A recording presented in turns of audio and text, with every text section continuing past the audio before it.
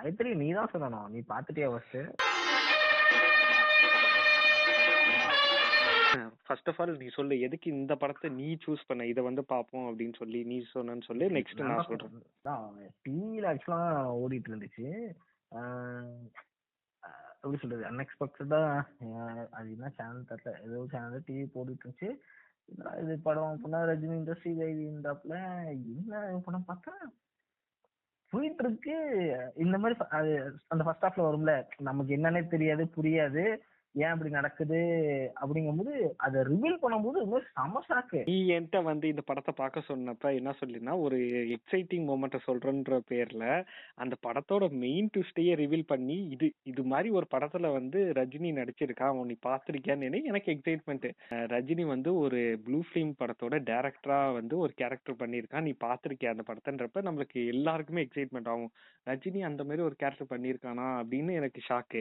நான் அதுக்காகவே நான் பார்க்கணும்னு நினைச்சு போனேன். ஆனா பார்க்க போறதுக்கு ஒரு நாள் தான் 2 நாள் முன்னாடி என்ன சொன்னேன், அவன் டைரக்டர் இல்ல அந்த படத்துக்கு ப்ரொடியூசரா இருப்பான் அப்படின்னு. நான் சரி ஓகே ஏதோ ஒண்ணு நான் படம் பார்க்க ஆரம்பிச்சு பாத்துக்கிட்டு இருக்கேன். இப்ப தெரியும் பார்த்தா கடைசியில ஆக்சுவலி அதுதான் படத்தோட மெயின் கருவேன்ற மாதிரி கிளைமேக்ஸ்ல ட்விஸ்டா வைக்கிறாங்க. நானும் படம் முக்காவாசி போயிட்டு என்னடா இவன் சொன்னது எதுவுமே நடக்கல. இல்ல ஆக்சுவலா என்னன்னா, ரஜினி வந்து அதுல நான் சொன்ன மாதிரி டைரக்டர், ப்ரொடியூசர் பிளஸ் ஆக்டருமே.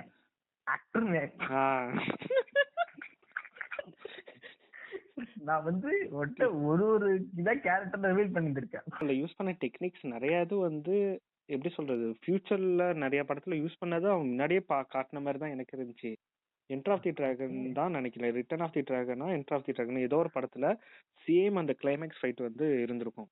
ஆனா இதுல வந்து கிளைமேக்ஸ் ஃபைட் வந்து அதுல வந்து வில்லனுக்கும் ப்ரூஸ்லிக்கும் இருக்கும். இதுல வந்து கடைசியா கண்ணாடியில சண்டை போடுறதுதானே கரெக்ட். இதுல என்ன பண்ணிட்டாங்க, ஸ்ரீதேவிக்கும் வில்லனுக்கும் வச்சுட்டாங்க அந்த ஃபைட்டை. அந்த கண்ணாடி எல்லாம் எடுத்துட்டு போய் இது பண்ணும்போது அசோகன் வந்து அழகா அது இன்னமும் ஒரு டைலாக் வரும், டேய் எப்படி ட்ரை பண்ணணும், டேய் என்னடா வேற லெவல்ரா. இதுல இருக்கிறது ஃபுல்லுமே வந்து சுஜாதா எழுதின ஸ்டோரியில எழுதப்பட்டதா இல்லாட்டி உங்க படத்துக்காக நிறைய விஷயம் மாத்தி இருக்காங்களா? ஏன்னா நான் ஸ்டோரி படிக்கல. நானும் படிக்கல. பட் ஆனா ஏதோ கிளைமேக்ஸ் இப்படி இருக்காது, வேற மாதிரி இருக்குங்கிற மாதிரி மட்டும் அந்த ஏதோ இதுல ஃபைட் எல்லாம் எழுதி இருக்க மாட்டாரோ ஜெய்சங்கர் ஃபைட்ட. ஒரு விஷயம் நல்லா புரிஞ்சுக்க, இதுக்கு டயலாக் வந்து சுஜாதா அந்த பெண் வந்து இப்படிதான் எழுதுவாங்கன்னு எனக்கு தெரியும். இது சுஜாதா ஒரு புக் ஒன்று வாங்கினீங்க, என்னது 1966 இல்ல ஏதோ சம்திங், 3 கதை வரும். ரோஜான்னு ஒரு கதை, அப்புறம் 19 சம்திங். ரோஜா தான் ஃபர்ஸ்ட் கதை. எனக்கு ஃபர்ஸ்ட் கதையும் லாஸ்ட் கதையும் நாம இருக்கு. நடுவில் ஒரு கதை வரும் நினைக்கிறேன் அந்த புக்ல. அப்போ அதுல வந்து இந்த யூனியன் தலைவரும் பிளஸ் அந்த போலீஸ் காருக்கும் உள்ள இந்த இன்ட்ராகேஷன் மாதிரி, லைக் அவன் தான் அந்த தப்பு பண்ணிருப்பான். ஸோ அப்ப நான் இப்ப எதுக்கு தேவையில்லாம அதை பத்தி பேசுறான், ஓகே விடு, தெரியல. அது எக்ஸாக்டா சுஜாதா எப்படி இந்த புக் நான் படிச்சாதான் தெரியும். எனக்கு அதான் ஷாக்குனா, எந்த மாதிரி ஒரு கான்செப்ட் அந்த டைம்ல இப்படி ஒரு படம் வந்ததுதான் செம்ம இது. ஆக்சுவலா எனக்கு என்னன்னா அந்த டைம் வந்து ரஜினி ஒரு எப்படி சொல்றது, ஒரு ரொம்பவே பீக் ஆக்டரா தான் இருந்திருக்காரு தவிர்த்து எனக்கு தெரிஞ்சு ஹீரோவா இல்லை. ஆனா அந்த டயத்திலேயே ஒவ்வொரு சீனுமே அவ்வளோ நான் தான் சொல்றேன்னா அந்த ஒரே டைலாக் தான், என்னங்க ஸ்ரீதேவி வந்து கூப்பிடுவான் என்னங்க அப்படின்னு, ஒன்று திரும்பி கிராஸ்ல திரும்பி என்னங்க அப்படி, அதே டைலாக் வேற டோனும் அவ்வளோ ஸ்டைலா இருக்கும்.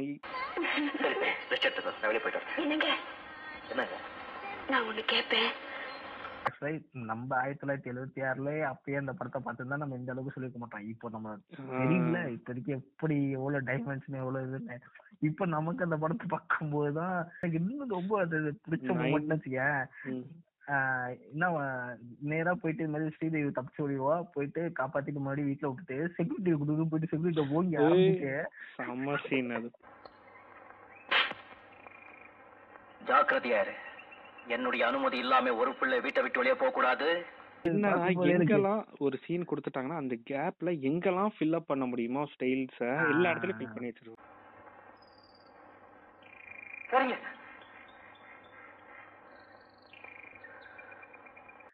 ராஜரத்னம் யாரு? ராஜரத்னம் யாரு? ஆக்சுவலி பஞ்சு அருணாச்சலம் தான் வந்து அந்த ஸ்டோரியை எடுத்துக்கிட்டு ஸ்கிரீன் பிளே எழுதி கொடுத்துருக்காரு. அவருமே ஒரு ஆக்சுவல் ப்ரொடியூசர் தானே, ஃபேமஸான ஆமா, ப்ரொடியூசர் தானே. பஞ்சர் நட்சனோட பையன் தான் மங்காத்தால கடைசியா கண்ணை நின்னுகிட்டு அஜித்துக்கு முன்னாடி கண்ணை இப்படி மிக்ஸ் இந்த பண்ணிட்டு. மேட்ரிமோனி விஷயத்தெல்லாம் பத்தி பேசுவாங்க, எனக்கு சிரிப்பு தாங்கல. காயத்ரி எஸ்எஸ்எல்சி வரை படிச்சிருக்கான், அதோட படிப்பை நிறுத்திட்டேன். அதுக்கு மேல படிச்சு வேலைக்கு போக போகுது. நான் அவ்வளோ மேட்ரிமோனி ஆட் பார்த்தேங்க. எல்லாத்துலயும் பார்த்தா எம்பிஏ பிபிஏன்னு போட்டிருக்காங்க. எனக்கு பார்க்கவே பயமா இருந்துச்சு. நானும் என் தம்பிக்கு எத்தனையோ இடத்துல பாத்துட்டேன், எல்லாரும் பிஏ எம்ஏங்கிறாங்க. எம்பிஏ பிபிஏ பார்த்து ஏன்டா பயப்படுறீங்க அப்படிங்கிற மாதிரி இருந்துச்சு. நீங்க கொடுத்த விளம்பரத்துல பொண்ணு எஸ்எல்சி வயசு 16 படிச்சதும் இந்த பொண்ணு அவனும் வேற ரொம்ப பெருமையா தெரியுங்க, அதுக்காக தாங்க அப்படி போட்டான். இருக்கிற மைண்ட் செட் அப்ப இருக்கிற இப்பயும் அப்படிதான் இருக்காங்க. படிச்சு என்ன பண்ண போகுதுங்க அப்படிங்கிறாங்க. எனக்கு சரி, உனக்கு உன் பொண்ணு இப்படிதான்டா ஆகணும், இதுதான்டா உனக்கு லாய்க்கு, அப்பதான்டா நீ திருந்துவீங்கன்ற மாதிரி தான் இருந்துச்சு அவன் பேசுனதை பார்த்தா. பட் ஆனா இதெல்லாம் கூட ஓகே ஃபைன். அந்த லெஸ்பியன் கண்டென்ட் நான் சுத்தமா எதிர்பார்க்கவே இல்லை. அல்டிமேட் அது தமிழ் சினிமால இப்படி ஒரு விஷயத்த அசால்ட்டா கண்டிப்பாங்களே அப்படிங்கிற மாதிரி இருக்கும். பொண்ணு பார்க்கும்போது எனக்கே ஆசை வருது. யார் மியூசிக்னு தெரியும்ல, பாட்டு ஏதாவது மனசுல நின்னுச்சா? ஏன் இந்த பாட்டு நல்லா இருக்குமேடா, ரஜினியோட ஒய்ஃப் வந்து பாடுறது பாட்டு. டேய் ஃபர்ஸ்ட் பாட்டா? மியூசிக் எல்லாம் போகாதடா, மியூசிக் எல்லாம் வீக்டா. ஒரு ஹை பட்ஜெட் ஆக்டர்ஸ் உள்ளார கொண்டு வந்துட்டு ஒரு பெரிய சீனை எப்படி கம்ப்ரஸ் பண்ணி ஷார்ட்டா முடிக்கிறதுன்னு இவங்க கிட்ட தாண்டா தெரிஞ்சுக்கணும். அது எப்படி அவங்க வந்து அந்த ஒரு பிஜிஎம் போட்டு, கல்யாணம் நடக்கிற பிஜிஎம் போட்டோம், ஒரு பத்திரிக்கை போட்டாங்க, பத்திரிக்கையில டிரான்ஸ்பரண்டா 2 பேரும் மாலையோட நிக்கிறது, முடிஞ்சு போச்சு மேரேஜ். விசு படம் எல்லாம் பார்த்தது இல்லையா நீ? சம்சார மின்சாரம் படத்துல கூத்த கேளு, ரகுவரன் தம்பி இருப்பாப்ல, அது மாதிரி விசுவுக்கு ஒரு பொண்ணு இருப்பாப்ல. விசு பொண்ணு வந்து லவ் மேரேஜ், அந்த பொண்ணு வந்து கிறிஸ்டின் பையனை லவ் பண்ணும். அடுத்த ஷாட் பாத்தீங்கன்னா இங்க ஒரு பொம்மை ராதை பொம்மை இருக்கும், அதை காட்டிட்டு இவங்க கல்யாணம் 2 பேரும் மாலையை மாத்திப்பாங்க. இங்க ஒரு சர்ச்சு இதை காட்டிட்டு இங்க 2 பேர் கல்யாணம் முடிப்பாங்க. அவ்வளவுதான், 2 பேர் கல்யாணம் முடிச்சுட்டாங்க. இதுல இன்னொன்னு இன்டெலிஜென்ட்டா இங்க ஒண்ணு பண்ணிருப்பாங்க. என்னன்னா ஆஸ் யூசுவல் வந்து எப்போதுமே அந்த பழைய காலத்துல என்ன பண்ணுவாங்க, இந்த மாதிரி ஃபர்ஸ்ட் சீன் ஏதோ வருதுன்னா உடனே அந்த இல்ல பாட்டுல வந்து 2 பேரும் கிஸ் பண்ற சீனா 2 பூவை இப்படி இப்படி வச்சு டிச் பண்றது. சோ இவன் வந்து அந்த இதான் காட்டணும்னு முடிவு பண்ணிட்டான். அதுக்கு பெர்ஃபெக்ட்டா என்ன பண்ணிட்டாங்க, அந்த பெட்ரூம்லயே பார்த்தனா இருக்கிற ஸ்டாச்சுஸ் எல்லாமே இதை ரிசம்பிளன்ஸ் பண்ற மாதிரியான விஷயங்கள், ஸ்டாச்சு, போட்டோ, ஒரு டிசைன், அவ்வளவுதான். அது எல்லாமே இதை ரிசம்பிளன்ஸ் பண்ற மாதிரி வச்சு அப்படியே முடிச்சிட்டாங்க. ஏய் அட, அந்த போட்டோஸ் அந்த ஸ்டாச்சுஸே அந்த இடத்த வந்து அவன் இந்த மாதிரி இதுக்கு இத ஃபிலிமுக்காக அவன் வச்சிருக்கான். அந்த அதுக்கு அப்படிடா, நீ ஏன்டா அப்படி யோசிக்கிற? இன்னொன்னு கவனிச்சியா, லோகேஷ் இன்ஸ்பயர்டு ஆனது இந்த படத்துல இருந்து தான். எதுக்கு சொல்ற? பின்னாடி பாட்டு ஓட விட்டு சீன் நடக்கிறது.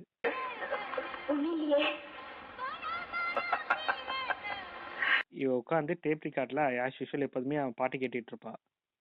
பாட்டு அப்படியே பேக்ரவுண்ட்ல ஓடிக்கிட்டே இருக்கும். இங்க ஒரு இன்டென்ஸா ஏதோ ஒரு சீன் நடந்துகிட்டு இருக்கும், 2 பேரும் பேக்ரவுண்ட்ல அந்த பாட்டு கண்டினியூஸா ஓடிக்கிட்டே இருக்கும் அந்த சீன் முடிகிற வரைக்கும்.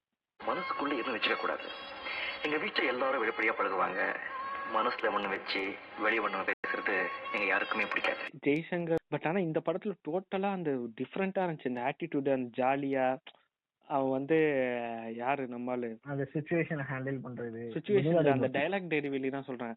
யாருப்பா அது, வெண்ணிலாரை மூர்த்தி வந்து இந்த மாதிரி ஒரு பேப்பர்ல இருக்குன்னு பாருன்னு சொல்றப்ப அப்படியே கேஷுவலா கலாச்சிட்டு போயிருவாரு.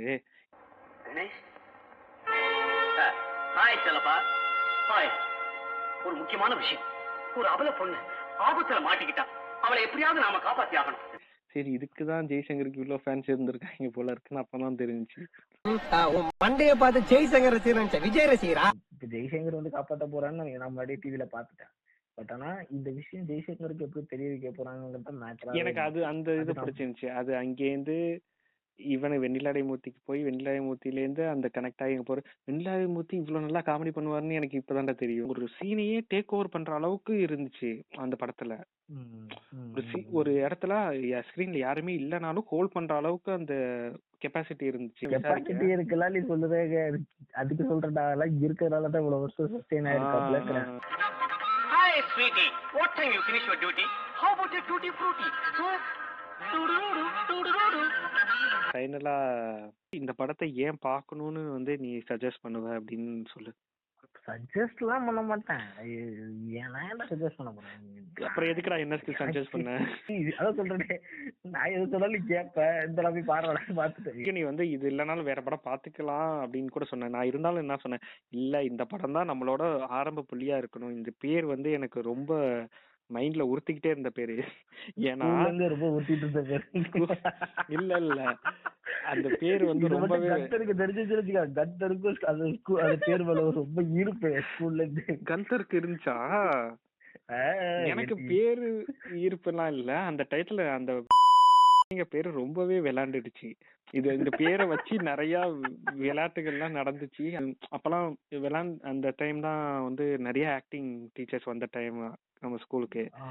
அப்ப இந்த மாதிரி பிளே எல்லாம் நிறைய பண்ணிக்கிட்டு இருந்தாங்களா. அப்ப இது மாதிரி ஒவ்வொருத்தரும் விடுகதை சொல்லி மாத்திக்கிட்டு இருந்தப்ப எனக்கு என்னன்னா, அந்த விடுகதையே ஆக்சுவலி என்ன வரும்னா, கனவுல வந்து ஒரு கடவுள் வந்து உனக்கு நான் ஒரு வாரம் தரேன் சொல்லிட்டு, அதை நீ வேணும்னா நீ இதை வந்து கண்டுபிடின்னு சொல்லி அவரு முன்னாடி 3 காய்கறியை தூக்கி போட்டு, இந்த 3 காய்கறிக்குள்ள ஒரு பொண்ணோட நேம் இருக்கு, அதை நீ கண்டுபிடிச்சிட்டனா நீ வந்து 12th பாஸ் ஆயிடுவ. இல்லனா நீ அதுக்குள்ள கண்டுபிடிக்கல, ரிசல்ட் வரதுக்குள்ள நீ கண்டுபிடிக்கலன்னா நீ 12th ஃபெயில் ஆயிடுவ அப்படின்னு வந்து சொன்னாங்க. கண்டுபிடிச்சு சொல்லுங்கன்னு சொல்லிட்டு அந்த 12th ரிசல்ட் வரதுக்கு 1 மாசம் முன்னாடி எல்லார் தலையும் போட்டு பிச்சுக்க வச்சுட்டாங்க. என்ன காய்கறினா கேரட்டு, முள்ளங்கி, பீட்ரூட்னு நினைக்கிறேன். இந்த 3 காய்கறி தூக்கி போட்டு இந்த 3 காய்கறிக்குள்ளதான் ஒரு பொண்ணோட பேர் இருக்கு. அந்த பொண்ணு பேரை கண்டுபிடிச்சிட்டனா நீ பாஸ் ஆயிடுவ. இல்லைன்னா இது பண்ணினா அவங்க கண்டுபிடிச்சிட்டாங்க. அது அங்க ஃபேமிலிக்குள்ள வேற மாதிரி ஒரு மஜாவா ஒரு சீன் போயிடுச்சு. அதை விட்டுரு, அந்த சைடே நம்ம போவேனா. இங்க என்ன ஆயிட்டு, அந்த அந்த 3 காய்கறிக்குள்ள உள்ள அந்த 3 காய்கறி பேருக்குள்ள இருக்க ஒரு பொண்ணோட பேரு அப்படின்னு வந்துடுச்சு. கடைசியில பார்த்தா அந்த பேர் உள்ள பொண்ணு நம்ம கிளாஸ்ல வேற படிச்சுட்டு இருந்துச்சு. எனக்கு அது ஸ்ட்ரைக்கே ஆகல கடைசி வரைக்கும்.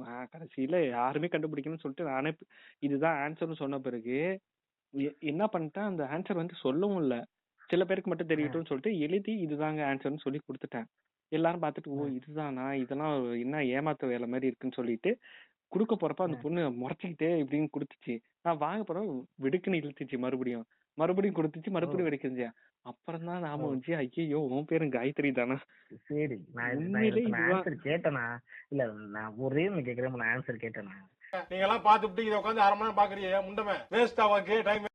வேலைக்கு போ, எல்லாம் கேட்டு வேஸ்ட். வேலையை பாருங்க, எல்லாம் கிளம்பு.